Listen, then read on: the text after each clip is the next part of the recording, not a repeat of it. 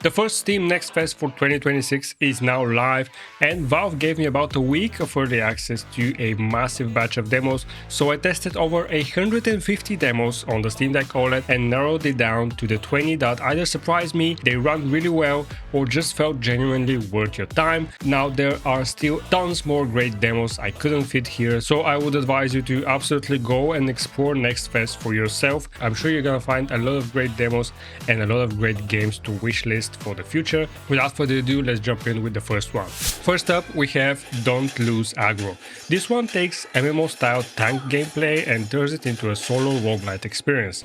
Instead of just dealing damage, you're focused on positioning, pulling enemies, managing threat, and surviving chaotic waves while holding aggro properly and trying to keep your hero alive. It really feels like someone built a game specifically for people who love playing tanks in MMO games.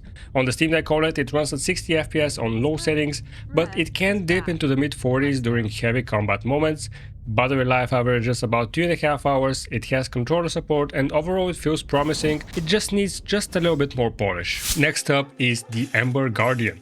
This is a 2D side-scrolling base builder where you gather resources, expand your camp, and defend it from waves of enemies. It blends shooting, inventory management, and town building systems in a way that feels layered but approachable at the same time. Visually, it looks fantastic on the OLED, especially the lighting and reflections. However, because of these reflections, performance can dip. It mostly sits at 60 FPS, but during heavier reflection scenes it can drop towards 40. Battery life is around 2.5 hours again. It's a very pretty demo that shows real potential for a full game. This one is called Replaced. It's a cinematic pixel art action platformer set in a dystopian alternate 80s world where you play as an AI trapped inside a human body. The atmosphere is heavy, it's story-driven and visually striking with smooth animation work, and the combat is superb. On the Steam Deck OLED, performance ranges between 40 and 60 FPS. It feels best capped at 40 for stability, which also boosts battery life close to 4 hours. The game has full controller support, it plays extremely well in handheld mode. The next demo on the list is a game called The Man Who Walked.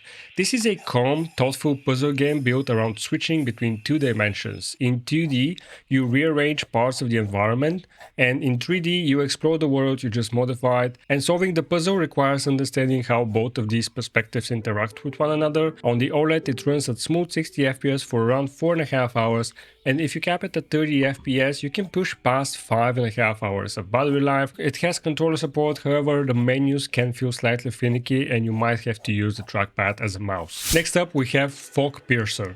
This is a roguelite deck builder with a twist. You're building and upgrading a train, and your locomotive setup directly shapes your deck and combat strategy. It's a really cool mechanical concept that separates it from traditional hard battlers, and on the Steam Deck OLED, it runs at a stable 60 FPS and delivers about 3.5 hours of battery life. There is no controller support yet, but you can comfortably play using only the right trackpad. This next game is called Hubert, and you play as a shepherd dog guiding sheep across rugged landscapes in a third-person adventure that mixes calm exploration with light environmental challenges. It has a surprisingly immersive feel, and the dog also talks. On the lowest settings, performance ranges between 40 and 60 FPS. Battery life lands at around 2.5 hours on the OLED. The game has full control support and makes it very easy to play on the OLED. I would personally cap it at 40 FPS. The next demo is Titanium Court. This game really surprised me.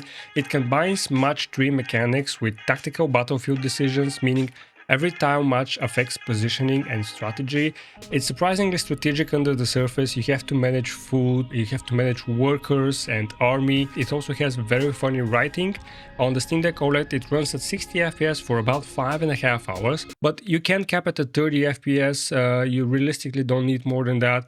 And if you cap it, you're pushing closer to 6.5 hours of battery life. The game has full control support and extremely efficient performance. Next up, we have Mining Wizards. This is an incremental style progression game where you mine resources by targeting them, you unlock magical upgrades, and you can expand systems gradually. It starts a bit slow, but once mechanics open up and you open a few upgrades, it becomes very engaging. Controller support works really well on this game, and on the OLED you're getting roughly 6.5 hours of battery life. It's one of the most efficient demos I tested. This one is called the Henchmen, and it feels like a classic top-down GTA 1 or 2. It's chaos blended with arcade-style aggression with a strong soundtrack that really drives the energy. I think it's a nod to those classical top-down games. And on the Steam Deck OLED, it runs at a locked 60 FPS for about 5 hours of battery life. The game has full control support. It's surprisingly deep in terms of mechanics and combat, and I think it feels perfect for short handheld sessions. Next one on the list is Gloomveil. This is a dark fantasy exploration game built around slow discovery and minimal guidance. It leans into atmosphere and environmental storytelling rather than handholding, and on the OLED, performance ranges between 40 and 60 FPS with around 3 hours of battery life. Visually, it benefits heavily from the OLED's deeper contrast levels, and I would personally cap it at 40 FPS for more stability. Quick question before I continue: is there any game that's coming out later this year that you're absolutely looking forward to, and are you going to be playing it on the Steam Deck? Let me know in the comments below, and if this video is helping you decide what to download from the next fest, hit the like and subscribe. It really supports the channel. Next up we have Arms of God. This is a fast-paced roguelite arena shooter with short, intense runs and extremely punchy audio design. Levels are quick, they're usually under a minute, which makes it very replayable and very easy to pick up and put down on the Steam Deck. It can push 75 to 90 FPS on the OLED, but I'd recommend capping it at 60 for consistency, and that will give you around 3 hours and 15 minutes of battery life. This game is extremely smooth overall and really fun. This is Kitten, a retro arcade-style roguelike shooter with endless waves, unlockable characters and a really strong soundtrack, and you play as a cat. I mean, what more do you want? It runs at a locked 60 FPS and delivers about 5.5 hours of battery life on the OLED. Clean performance, zero issues. Absolutely recommend checking this one out. The next demo is Filthium Zero. This one blends bullet hell chaos with environmental hazard management and some vertical movement. It's forcing you to control space while fighting large enemy waves. It gets very hectic very quickly, but I like the fact that it has layers and you have to do other stuff other than just try to dodge bullets. Performance swings on this game between 30 and 60 FPS and isn't fully stable yet. I'd love to see it become more stable once the full game releases, but if you cap it at 30 FPS, you're gonna have a good time. Battery life averages around 2.5 hours on the OLED, and under heavy enemy density you'll notice the drops, but it's still perfectly playable. Next up we have Blades of Fire. This is a third-person action RPG with surprisingly deep combat. Each phase button maps to different light and heavy attacks, plus you have stance switching and stamina management. There's even a hands-on weapon forging system. I was really surprised by how good this game is. It also includes a Steam Deck preset, uses FSR 4, and on the OLED it runs at stable 30 FPS and looks excellent at that target, something I can't really say for more modern games. I absolutely recommend checking this one out. This is Hordes of Hunger. This is a roguelite arena slasher where you build your loadout, unlock new abilities mid-run, and survive increasingly intense monster waves. This game has actually already released, and you can check the demo, and if you like it, you can purchase it right now. On the Steam Deck OLED, battery life sits at around 2.5 hours, performance fluctuates between 30 and 60 FPS, and heavy mob density can cause stutter. However, it is pretty playable, but it definitely needs a little bit more optimization. Other than that, it's pretty great. Next on the list is Monster Hunter Stories 3 Twisted Reflection. That's a mouthful. This is the third entry in the Stories RPG series, where you play as a rider bonding with monsters, this time centered around Trin Rathalos and two nations heading towards conflict. On the OLED, performance ranges from 30 to 60 FPS depending on location, and medium settings with FSR balance works best, and capping it at 30 or 45 FPS to keep it consistent seems the best option.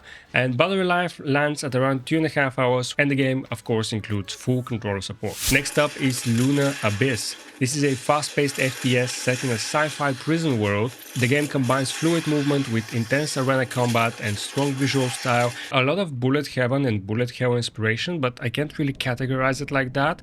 On the Steam Deck OLED it runs at 60 FPS, however that's on the lowest settings, with around 2 hours and 45 minutes of battery life. Even though it's running at the lowest settings, it feels very smooth and responsive for an FPS.